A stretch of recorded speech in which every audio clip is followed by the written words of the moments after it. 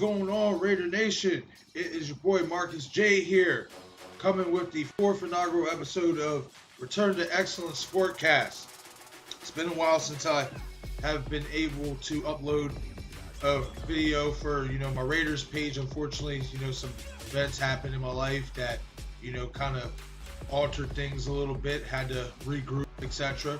But we back in here. The season has started, and we kicked it off against the Carolina Panthers with a victory, 34-30. It was a really good day for Raiders fans. First victory as the Las Vegas Raiders. As everybody knows, we relocated from Oakland, so this was the first inaugural victory in the Las Vegas campaign for the Raiders. It was a very, very good game. Very entertaining game. It was a high-scoring game. 64 total points scored. I mean, if you're a fan of points, you can't be mad at that. But as we all may know, if you're a fan of your team, you never want your defense to give up 30 points. And as well as other topics, this is what we're going to talk about. We're going to recap the game, etc. So let's dive into it. We're going to start off with Derek Carr. Solid day for Carr. 22 of 30, 239 yards, 1 touchdown, 0 interceptions. The key note here is that he was sacked 0 times. And let's note that the Carolina Panthers have a really good front seven. Those guys know how to attack and get pressure on the quarterback, etc. So it was a really good job by our offensive linemen to, not let Carr get touched. It was a really good day for our offensive linemen. It allowed him to get the ball out fast. It allowed us to operate our offense at a very meticulous and smooth pace. I really like the pace that we operated at. We threw in some long yardage plays in there, which a lot of us Raider fans have been clamoring for Derek to do and John to do. It opened up the playbook, and I believe now that we have the personnel, especially with that speed of Ruggs, that opens up everything. And I really like the performance by Derek. Very solid. Nothing too special. No, he didn't throw for 3 or 4 touchdowns, 400 yards. But he was accurate, he was efficient, and he was in command of the offense. And that's what you want. He looked very, very poised and very, very solid. And I couldn't ask for a better performance. I could ask. Obviously, if you want more touchdowns out of him, But that went to the next man I'm about to talk about. Our boy Josh Jacobs. What a day did he have? 25 carries, 93 yards, 4 catches, 49 yards, 3 total touchdowns. He accounted for a grand total of 142 all-purpose yards for the Raiders. It's a big day for this guy. Like I said, Carolina has a very good front seven, and our offensive line did a great job, not just for Derek, but also opening up lanes for Josh to be able to run through. Yeah, you look at the stats, 3.7 yards per carry. Doesn't look nice, but if you round it up, it's still 4 yards a carry, and that's what you want out of your running back. Also to note, anytime you get your running back to average well over 10 yards a catch, you're doing good things. You're creating good space, and I really like that we're implementing that more with Josh's game, getting him out in the open field, let him, use his speed and his, physical play, to get downfield. He's a downhill runner, and you got to use that to your advantage. I really like what John did. Like I said, we was meticulous, but we was up tempo. Like, we was fast. Everything was, on cue. And of course, you want a couple deep passes, and of course you want the big long run. But if you're moving the sticks and you're capitalizing and you're scoring points, especially touchdowns. As we know, that was a big thing for the Raiders, is we couldn't capitalize on, touchdowns. When we got in the red zone the last couple of years, we would always settle for 3. So it was really nice to see that we got 4 total touchdowns in this game. And only opposed to 2 field goals. Yes, on 6 possessions, you would have won all touchdowns. But as long as we're scoring points, and most of it is touchdowns, most of it is 7 points, I think we can all agree that, that was a very successful offensive display by the Raiders. And one could say, going up against the Panthers, new coach, new system, etc. But there's still some pieces there that were there from the season before. Like I said, that front seven is pretty good. And our offensive line did a tremendous job all day protecting Carr, creating nice lanes for Josh to run through. It was a really great job all around. And some, would give the performance of the day to Josh, with his 3 touchdowns and over 140 all-purpose yards.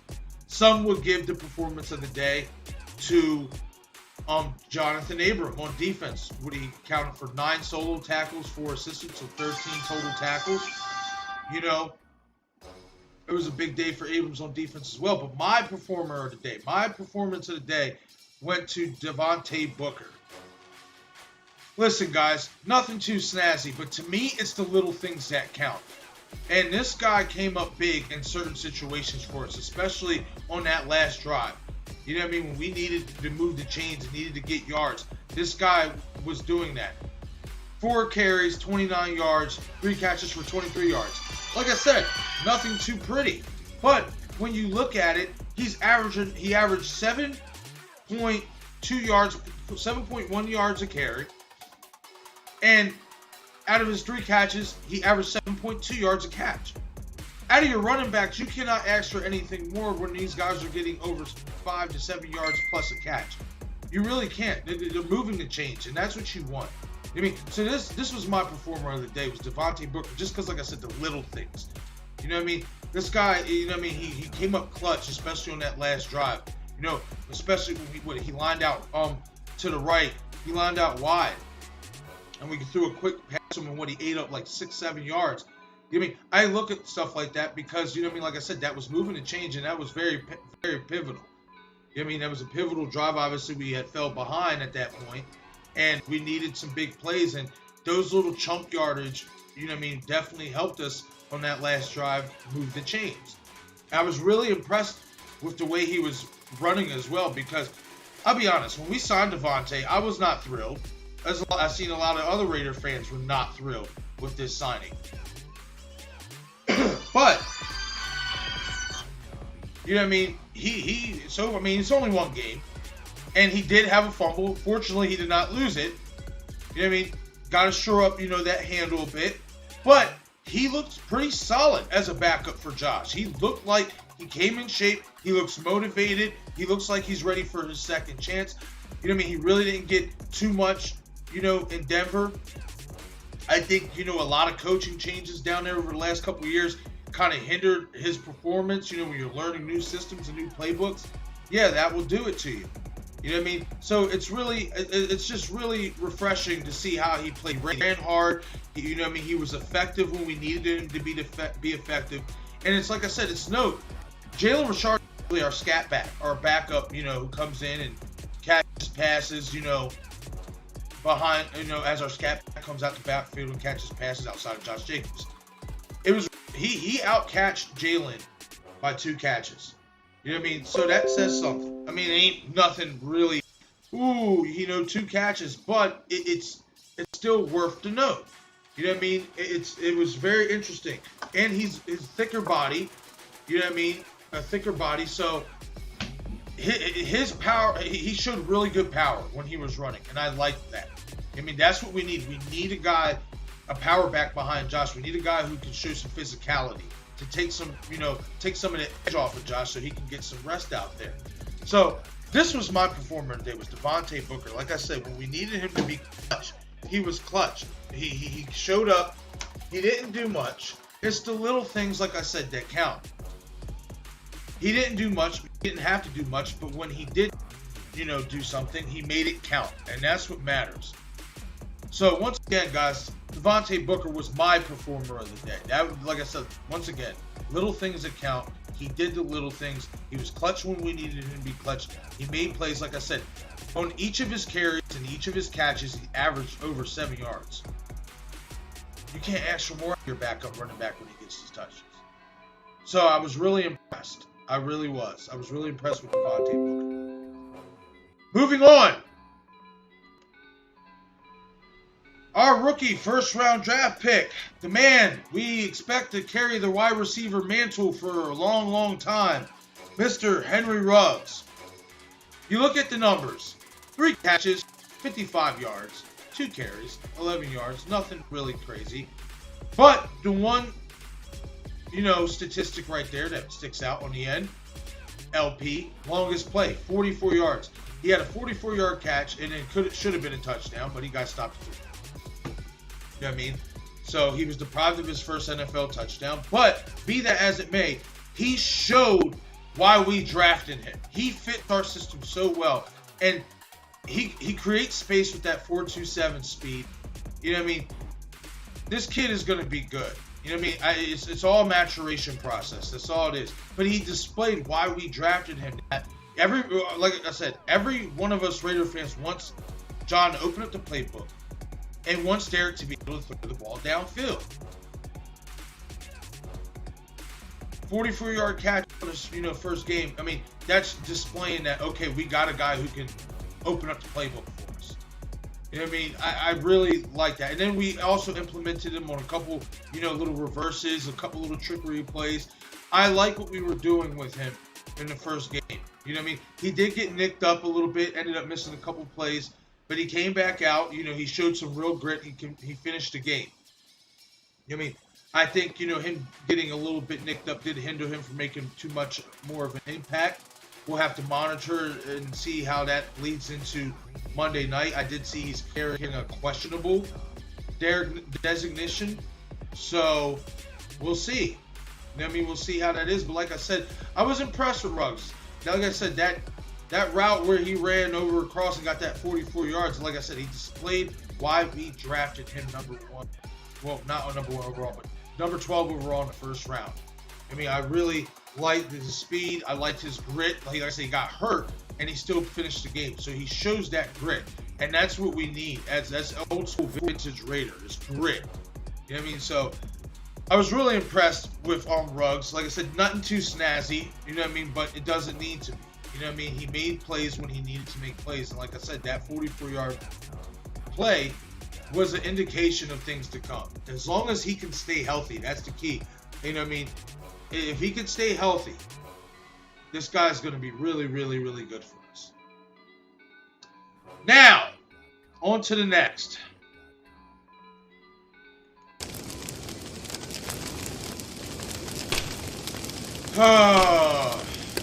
Mr. Paul Gunther. Yes, you see the fire underneath him. Because his seat is hot this year. We all know this. And if the first game is any indication why, look at the statistics. 30 points allowed. 1 sack. No takeaways. Guys, I don't think I have to stress this enough. This has been a reoccurring theme since he became our team. We give up too many points. There is no pressure on the quarterback. We cannot create any turnovers. I know you guys are probably like, Marcus, it's only the first game. Okay, but the first game we needed to set tone.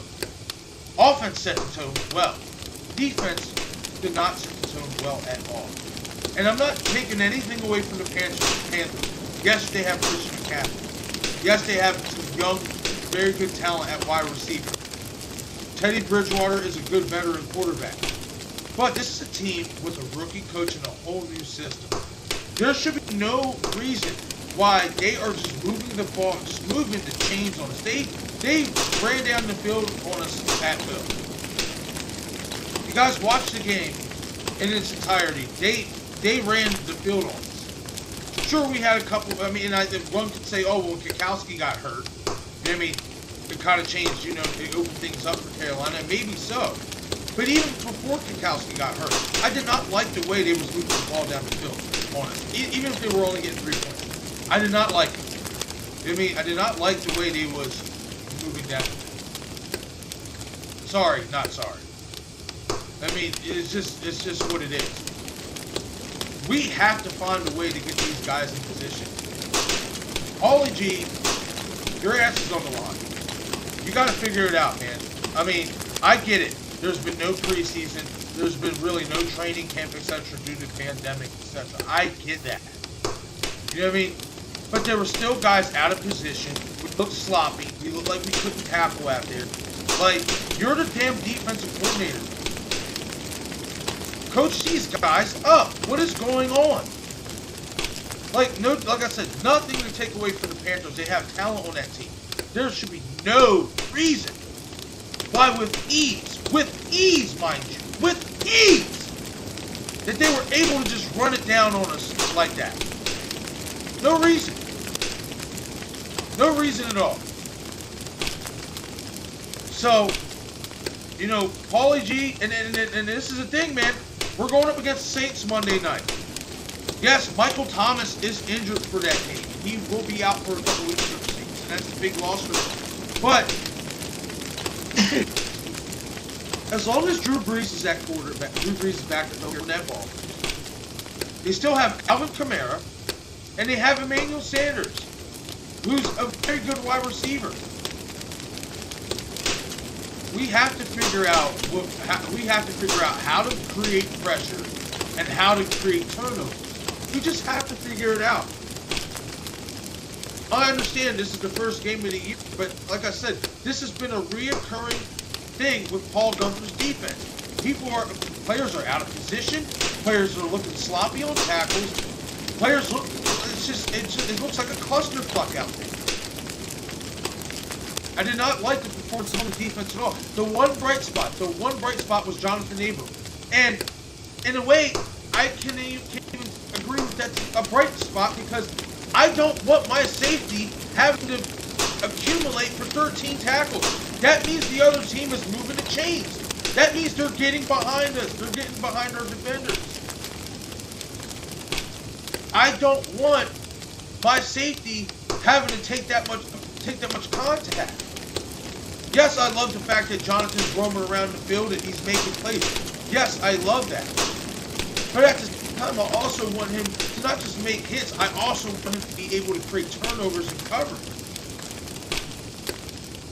Our linebacking core has to do a better job. Our front seven definitely has to do a better job.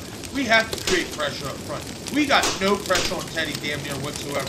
We had one sack, and that was a half a sack between Mo Hurst and Carl Nassib. And if you watch any of my other videos that I have posted a couple of months ago, I had mentioned about Carl Nassib being a key player. I like Carl Nassib. I think he was a sneaky signing player. I think he can be a good contributor. I mean, and he kind of already showed that in the first game. He had that half a sack. You know, he was on that play with Mo Hurst. But we have to get better pressure than that. We have to. Like I said, there should be no way that team would